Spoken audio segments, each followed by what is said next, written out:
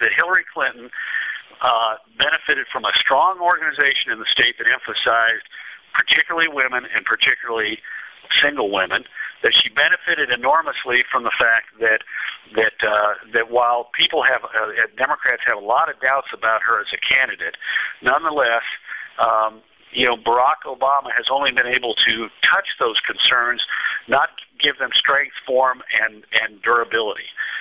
And thirdly, she benefited from two moments that helped humanize her and cause people to remember the positive things about her, rather than as Democrats dwell on the concerns they had about her. And those two moments, one of them was in the debate where she got the question about, what about the fact people don't like you? And rather than being petulant and angry, she responded with a smile on her face and a laugh, and that hurt her feelings, and then said, I'll try and push on somehow. And then that moment was, I think, made even better for her by the fact that Barack Obama, who was having a mediocre night, in my opinion, rather than keeping his mouth shut, proceeded to say, they like you well enough. So he looked like a smarmy, prissy little guy taking a slap at her.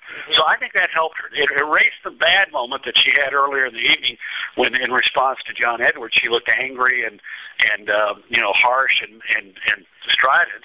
And then, of course, the Monday moment. Now, look, I know there's a lot of controversy. It says something about the people's concern about Hillary Clinton that we're having a debate as to whether or not that was a real moment. But I take it as a real moment. Mm-hmm. And I think a lot of people looked at it, and particularly Democrats, who said, I may have a concern about her. I really am concerned about whether we're going to, she's calculating everything. And that was one moment where if you saw it or heard about it, it was hard not to think that that was a real moment. Yeah.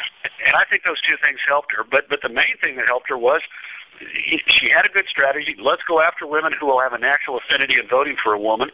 And she benefited from the fact that she's got an opponent who just cannot close the argument.